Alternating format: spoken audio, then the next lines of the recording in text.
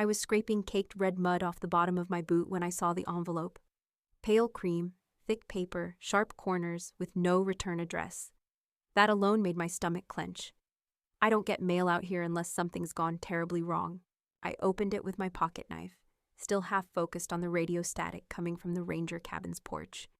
Inside was a folded card, printed in soft charcoal ink. In loving memory of Dr. Lorraine Hightower Memorial Service, Sangre de Cristo Lodge. Saturday, September 17th, 11 a.m. I sat down hard on the porch steps. The wood creaked under me. My fingers went numb holding that card. Lorraine Hightower, my mother, a name I hadn't spoken out loud in over 10 years.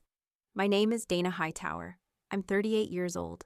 I live in a ranger station in a remote corner of New Mexico with my son Micah and 2 aging mutts that chase tumbleweeds for fun. It's a quiet life, and that's how I like it. I hadn't heard from my mother since the day I left the Hightower estate. The day I showed up at her door bruised, bleeding, holding baby Micah in one arm and a duffel bag in the other. She took one look at me and said, "You made your own mess. Don't expect me to clean it." I remember the way Micah whimpered in his sleep that night as I drove away from the gates of that house. I remember swearing I'd never go back. And now here I was, holding an invitation to mourn her. No note, no explanation, just a date, time, and address. Like it was any other social event on her calendar. I didn't hear Micah approach. He sat beside me, knees tucked up under his chin like he always did when he sensed something serious. "Is that from Grandma?" he asked. I handed him the card. He read it silently, then glanced at me. "Are we going?" I shook my head. "I don't think so." He nodded once, but didn't say anything for a long time. Then, in a voice soft enough to break my heart, he asked, "Do you think maybe she left something for you?" That landed like a weight in my chest. Because that's the kind of thing a kid says when they've seen you hurt but never heard you cry. He didn't mean money or things. He meant truth. A letter, maybe, an apology. A sign that the woman I called mother had cared in the end. I looked down at my son. My miracle.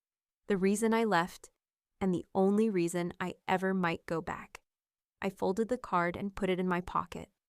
"Pack a bag," I said. "We'll leave in the morning." The drive up the Sangre de Cristo mountains was slow and winding. The kind of road you have to take your time on, or it'll throw you off. Micah sat in the back seat, flipping through a comic book he'd already read 5 times. Every so often, he'd look up and catch me watching the trees. Neither of us said much. When the family lodge came into view, it was just as I remembered. All sharp angles and towering windows, like a cathedral made of glass and wood. The gravel crunching under our tires sent birds scattering from the pine branches. I parked off to the side, where no one else had dared to yet. Micah stepped out first, squinting in the sunlight. "Is this it?" I nodded. "This is it." The front doors were wide open, like they were expecting royalty. Inside, the air was heavy with lilies and whatever perfume they sprayed to make grief smell expensive. People milled around the foyer in pressed black suits and tailored dresses, holding champagne flutes like it was a fundraiser instead of a funeral. When we stepped inside, the conversation dipped just low enough to notice. Heads turned, a few faces blinked, smiled awkwardly, then turned away. Nobody approached us. Micah slid his hand into mine. Vanessa appeared first, gliding toward us in a black silk dress that clung to her like it had been stitched onto her body. Her earrings sparkled like ice. She looked me up and down, worn jeans, clean flannel, no makeup, and offered a smile so sharp I could have cut my palm on it. "Dana," she said, voice honeyed and hollow. "You made it. What a surprise." Clark followed right behind her, tall and square-jawed in a navy suit, sipping something brown from a glass that wasn't his first. He gave a slow, deliberate nod. "Guess the banished one smelled inheritance," Vanessa said loudly enough for everyone nearby to hear. I didn't answer. I just guided Micah past them, through the main hall and toward the back of the room where the chairs had been set up in perfect military rows. We found a seat in the far back corner. No one sat beside us. The ceremony started with a slideshow of my mother's photographs. Images of jaguars in the Amazon, elephants in Botswana, polar bears standing like statues on a sheet of cracked ice. Each shot framed perfectly, her name stamped in bold at the bottom corner. A legend, they called her, a pioneer. Then came the tributes. Colleagues, journalists, conservationists. All praised her brilliance, her bravery, her vision. When it was Clark's turn, he called her the strongest woman he'd ever known. Vanessa teared up during hers and placed a dramatic hand on her chest. But not once, did anyone mention me. Not a photograph, not a story, not a word. The speaker at the podium said she is survived by her beloved children, Vanessa and Clark. And that was it. Micah gripped my hand a little tighter. I looked at him and forced a smile, but it didn't reach my eyes. That was the moment I knew exactly what we were walking into. And I wasn't sure if I was more angry or numb. The reception was held inside the lodge's main atrium. Floor-to-ceiling windows framing the mountains, polished wood floors, a string quartet tucked discreetly into the corner. It smelled like rosemary and aged whiskey. Micah and I walked in behind a small cluster of guests. No one spoke to us. Everywhere I looked, people stood in polite clumps, murmuring over their glasses, picking at charcuterie boards that looked like they'd been arranged with tweezers. Some familiar faces offered tight-lipped nods. Others avoided my eyes altogether. Vanessa and Clark held court near the fireplace, all graceful hands and hollow laughter. Clark had switched to wine. Vanessa was smiling like she was posing for a magazine cover. Sorrowful, elegant, tragic. She leaned into one of the older cousins and said something that made him snort into his drink. Then she raised her voice slightly and said, "It's funny how some people only crawl back when the cameras are off." Micah looked up at me. "She's not worth it," I whispered. We walked slowly around the edge of the room. The walls were lined with framed photographs, all my mother's best-known work. There were shots of her on safari, holding massive lenses, surrounded by researchers and wildlife. Group shots of her with Vanessa and Clark at different ages, in the Arctic, in the jungle, in the desert. Not one with me. I paused in front of a photo of her in Patagonia. She stood beside Clark, both of them in matching expedition jackets. I remembered that trip, not because I was there, but because it was the week she forgot my 17th birthday. "She doesn't look very happy," Micah said, studying the picture. "No," I agreed. "She never was." The room quieted as the family attorney, Harold Brenner, stepped through the front entrance. He looked exactly the same. Thin, stiff posture, the same gray mustache, still wearing those wire-frame glasses like he hadn't updated anything about himself since 1994. He carried a leather briefcase in one hand and in the other, a battered antique camera case. The kind my mother used to carry around like a purse when I was little. I felt something twist in my stomach. Clark was already moving toward him, greeting him like an old friend. Vanessa trailed behind, her expression dimming ever so slightly at the sight of the camera bag. Brenner didn't smile. He cleared his throat and said, "There's been a request. We'll need to play a video before I proceed with anything else." A hush fell over the room. I reached for Micah's shoulder, steadying myself. Whatever was coming next, it wasn't in their script. The guests were ushered back into the ceremony room, though most hadn't even found their drinks again. The shift in energy was immediate. All that artificial warmth from earlier evaporated the second Harold Brenner rolled in a portable projector cart. Vanessa whispered something to Clark, her expression tight.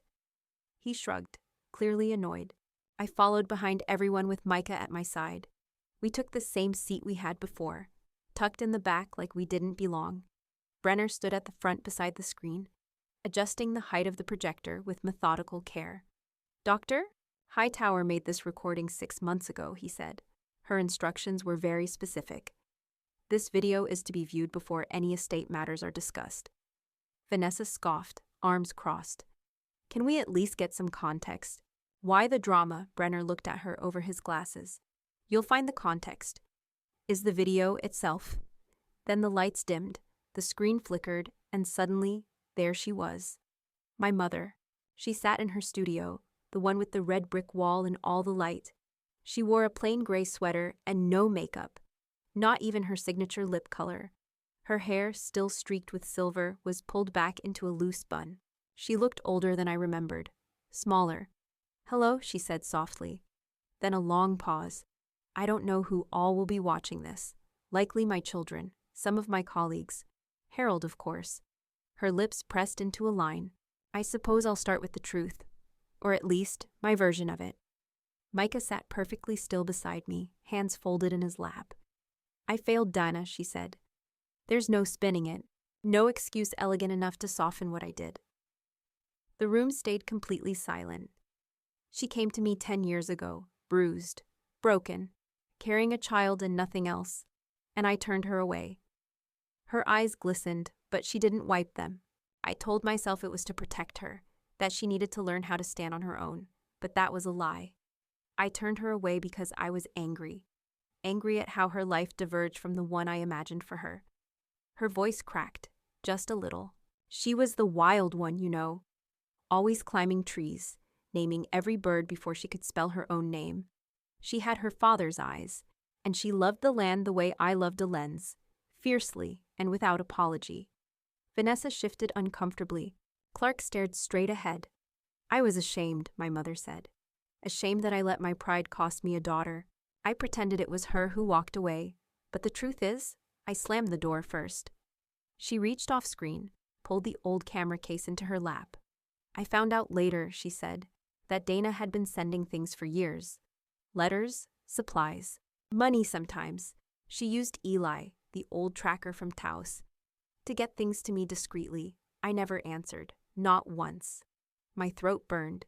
She deserved better, so this is my apology, Dana. If you're watching, I hope you know I saw you. In the end, I saw everything. The screen went dark. No one moved. Micah reached over and took my hand. My mother's words still echoed in my chest, like footsteps in an empty house. She saw me. In the end, she saw me. The lights came back up slowly, as if even the building wasn't sure how to move forward. Brenner stepped to the front again, the antique camera case now placed carefully on the table beside him. He gave everyone a moment to collect themselves, or at least pretend to, before he spoke. The will has been revised, he said, voice measured. This revision was finalized 3 months before Dr. Hightower's passing. I was present for the signing. So was her physician. Vanessa straightened her posture like a pageant queen awaiting a trophy. Clark gave a smug, anticipatory half-smile. The guests leaned forward, some pretending not to listen. Brenner cleared his throat. To my son, Clark, and my daughter, Vanessa, I leave the following. A vintage lens cap, the tripod used on my first National Geographic assignment, and the field notebook from my time in the Galapagos. Vanessa's mouth opened. No sound came out. To my grandson, Micah, Brenner continued without pause. I leave full ownership of my personal photography archive. This includes negatives, hard drives, notebooks, and international licensing rights. Additionally, I have established a scholarship fund in his name, should he wish to study biology, environmental science, or the arts. Someone gasped. Micah blinked up at me, whispering, "What does that mean?" I squeezed his hand. "It means she gave you something important." Clark leaned forward in his seat. "That can't be it." Brenner didn't even flinch. To my daughter, Dana Hightower, I leave the family lodge and its adjoining 30 acres of protected conservation land. She is also to receive $250,000 to be used at her discretion. You could hear the entire room inhale at once. Clark stood, knocking over his glass. "This is a joke, right? A performance? Some last twisted guilt trip?" Vanessa just stared ahead, eyes narrowing. Her fingers curled around the edge of her seat like claws. "She left it to the recluse," she snapped. "The woman who disappeared into the woods for a decade and sent letters like a ghost?" Brenner closed the folder and rested both hands on it. "All assets have been legally transferred. The paperwork has been filed. Any objections would be, at best, symbolic." Clark's voice shook with barely controlled rage. "We were the ones who stayed. We ran the foundation, we traveled, we carried her name. And yet," Brenner said calmly, "none of that made the final draft." Vanessa shot up from her chair. "She manipulated her. That's what this is. Dana came back just to twist the knife and steal what we built." I stood slowly. I didn't know about any of this. "Don't play innocent," Clark spat. "You always had a way of making people feel sorry for you." Brenner raised his voice slightly. "If you'd like to pursue litigation, you're welcome to. But the will is airtight. I made sure of that." The room crackled with tension. Micah looked up at me again. "Do we have to leave now?" I shook my head. "No, baby," I whispered. "We're not going anywhere." The reception had ended, but no one really left. Not right away. They lingered in clumps near the windows, their polite murmurs replaced with sharp whispers and glances that didn't bother hiding anymore. Vanessa was the first to explode. "This is garbage," she barked, storming toward me in her stilettos, wine glass still in hand like it was a weapon. "You think this makes you a saint? That video doesn't erase 10 years of silence." I didn't move, didn't flinch, I just looked at her. And for the first time in a long time, I didn't see my older sister. I saw a woman so desperate to control the narrative that she was unraveling in public. "I didn't come here for this," I said calmly. "I came because my son asked me to." "You came to take what wasn't yours," she snapped. Brenner stepped between us like a referee stepping into the ring. "Ms. Hightower, I'll remind you that threatening or harassing your sister in front of multiple witnesses will not help your case should you decide to contest the will." Vanessa's mouth twisted. "Oh, believe me, there'll be a case." Behind her, Clark was pacing like a caged animal. "This is unbelievable. She cuts us out of everything, and now what? We're supposed to bow down to the ranger from nowhere?" Brenner turned to him coolly. "You may want to review the terms before speaking further. The conservation land is federally protected. It cannot be developed or sold. And the lodge, I might add, requires extensive upkeep, paid for through the estate Dana now manages." Clark stopped pacing. Micah pressed close to my side. I placed a hand on his back, steady, unshaken. "We were her real children," Vanessa said, quieter now, but no less venomous. "We were there." "You were there for the world to see," I said. "But she didn't die wondering who cared about her. She knew.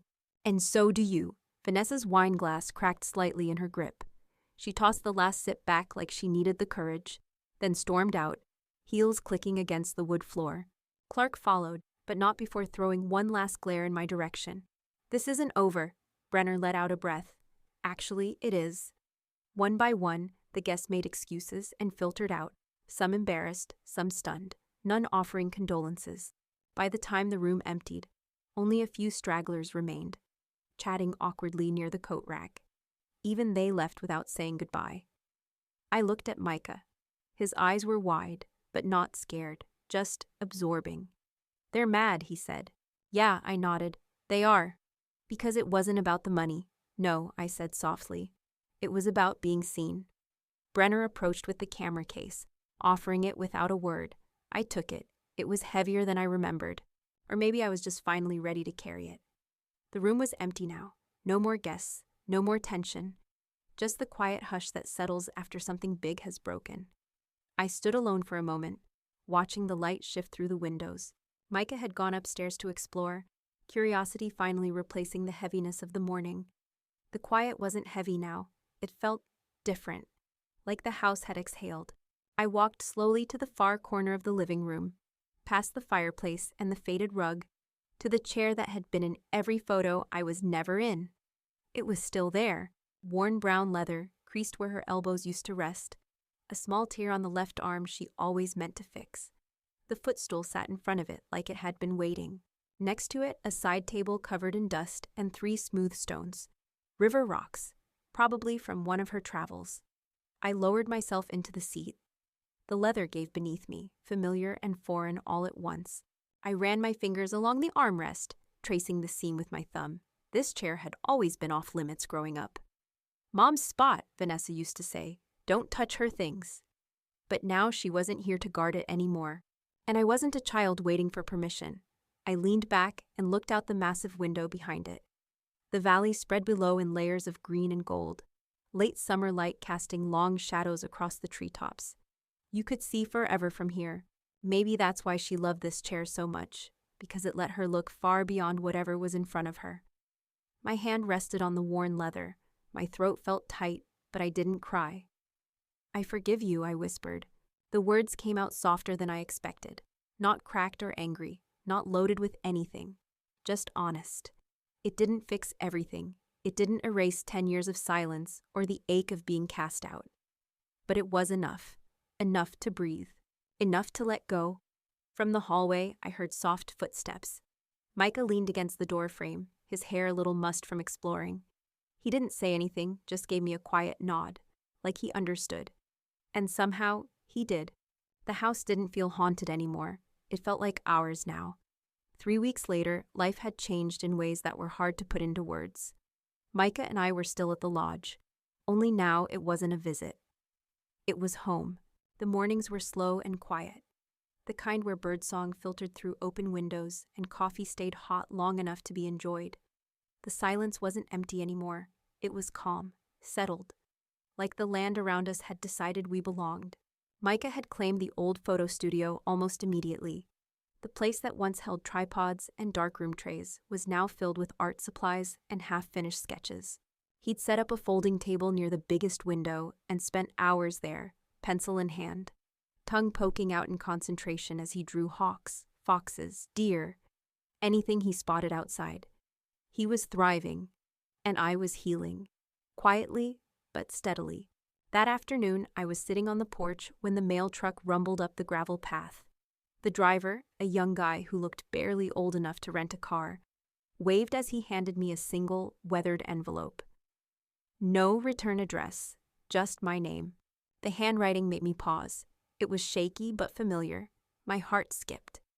I opened it slowly, careful not to tear the yellowing paper inside. The note was short, scrawled in ink that had bled a little from moisture.